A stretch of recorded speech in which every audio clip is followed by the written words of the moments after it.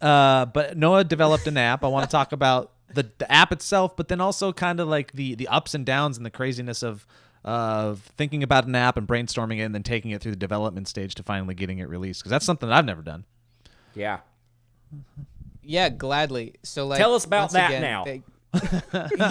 Yeah, thank you so much for just letting me talk about myself. I'm so sorry.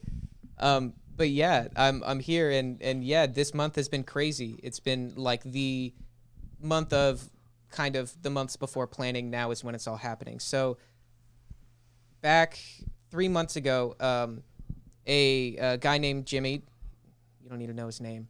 Well, now we do. This guy from a company called Jimmy. So this guy, Jimmy. I'm not gonna forget it. So, type that.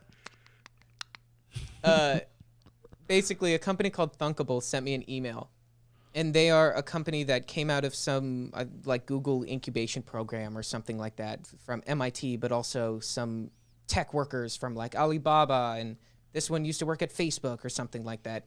Who knows? But so they're a new tech company, and they developed this technology called Thunkable, or Thunkable is their technology. I don't know how to speak. But essentially, it is another way in order to create apps. So instead of going in and directly coding, it's like another way to do it. It's almost like if you're making a slide presentation, you might use PowerPoint. So like if you're making an app, you might want to use Thunkable because it makes it much more easy. You can plug certain things in.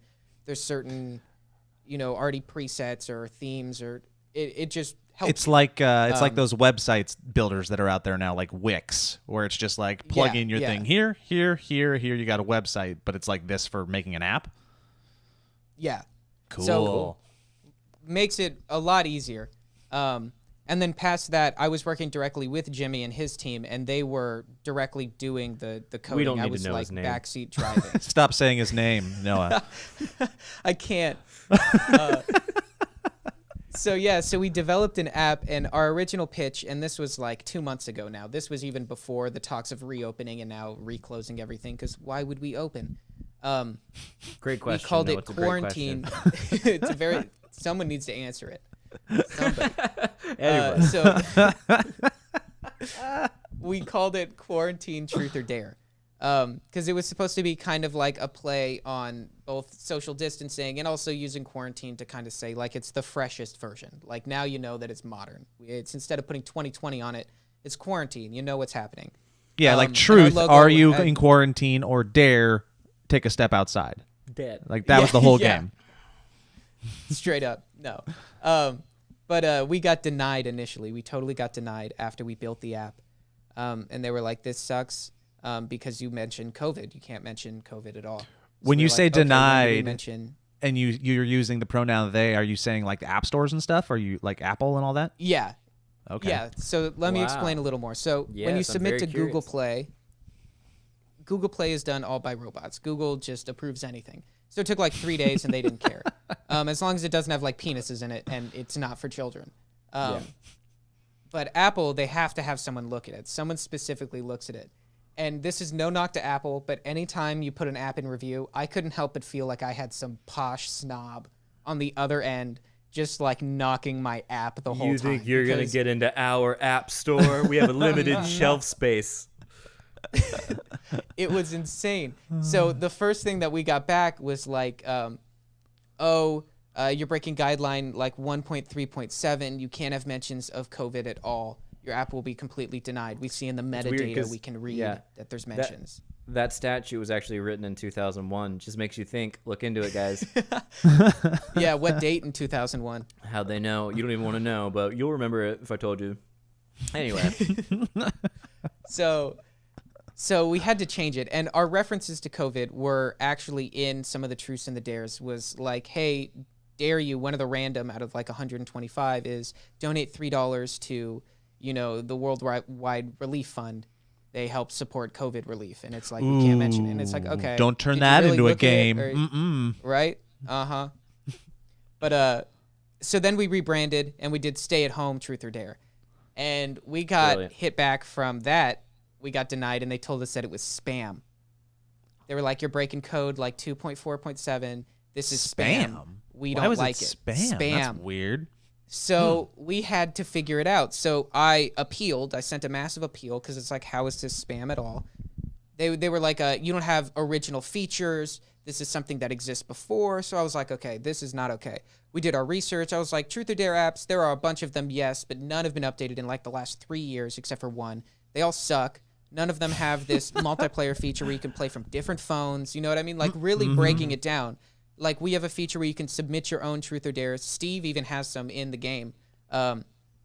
And they still denied it. They were like, the appeal, we've read your appeal and it is still spam. So we were wait. Real quick. So the difference between your game and all the other loser Truth or Dare apps is that all the other loser Truth or Dare apps were made for a pre-COVID world where you had to be in the same room to Truth or Dare. But what you did was turn it into what we're doing here on the podcast, and you can do Truth or Dare in different places and make it a communal thing, even though we're not hanging out. Is that it? 100%. That sounds like spam to me. And- that sounds like spam. Right? I don't know. If that I ain't don't know, you guys spam, find it. Technology. If that ain't Real spam, I quick. don't know what spam is. Jimmy, is that spam? Right? Jimmy says that's spam. Yeah, without a doubt. And basically our technology on top of that is original too, because we create rooms that you can then join. So technically you could have 1,000 people from all over the world playing together. And you can submit your own Truth or Dares that then get sent to me and I approve them. That then go into the app. So technically the whole world could play with each other. They didn't like that pitch at all. It was still spam. Still So spam. So Still now- sounds like spam to me. Jimmy still Yeah, spam. Jimmy him in a says can. it's still spam. That's a pretty broad definition of spam. That's hard to get around. Yeah. And it hurts your feelings because you're waiting days and you get emails. Yeah. It's like your app is in review. Your app is being reviewed. There's a message for you. Log in, see your message. And then you like log in and it's just red and it's like spam. Oh yeah, yeah. It's like- This your is app unoriginal. your app is another word for garbage and trash and things that people don't like. Also, we went over I your personally looked at it. P.S. We went over You know? your admissions Yeah. thesis, and you are not getting into Stanford. Exactly. Just yeah. like- Yeah. I like my favorite thing about the Truth or Dare app that you've described so far is just you just secretly trying to insert dares to better people's lives and make them all more altruistic. Like, dare be Yeah. Yes. practice minimalism for 3 weeks and get back and tell us about your experience. Yeah, what was the so for the charity thing? They didn't want the specific name of the charity involved, or like you couldn't take people's money and give it to a charity. We as an app? couldn't. No, we could not. Well, number one, we kind of removed most of the direct references Yeah. to the charities and what they do, but we also removed COVID, quarantine, and all mentions of Truth or Dare, just to avoid it. But it was all actually for the better because it forced us to kind of relook at the app, redesign it a little bit, and I think come up with a better version that we call now the app, which is out officially on both Google Play and the App Store, is called Introverts and Extroverts. Yeah. That ain't Truth or Dare, I'm gonna baby. look it up right now. No. What's the And, difference? Essentially, the pitch is that there are introvert and extrovert challenges, which are similar to Truth or Dares. Still has the same core mechanics of Truth or Dare, but is kind of rebranded in a little bit of a different way, in the sense of a lot of these are kind of exactly what they are, like introvert or Ooh. extrovert challenges. We found it. this looks Elliot Kinda found it. taken- Oh, you found it? Bam. Hey. This is Let's version see. 1. May I read some of the reviews? Oh my God, I have not looked at any of them. Can I Already read you the one reviewed. review? Absolutely. Wow. Okay, Here we let's go. do it. One Ladies and review. gentlemen, Valleycast exclusive. Elliot Morgan reads Noah Grossman's Oh my first God. review on his Yeah. first app ever. Here we These are go. the puts for Wall Street. If you're looking to invest in this particular app, the review says, "This is a great game. It is really cool and fun to play." Cue the music, everybody. I want you to know, I was really nervous, and that makes me feel so good. Five Yeah, stars. Wow, thank you. Dude, whoever take it down reviewed now. Take it down Oh, There's now. only a couple Shit, people sorry. know This about is it. Zillow. I opened Zillow. Let me do a different one. Oh, Nobody's. this is bad. Yeah, I'm not reading these. Yeah. That's wonderful, though. That makes me happy. This is cool, man. It's got your name right here.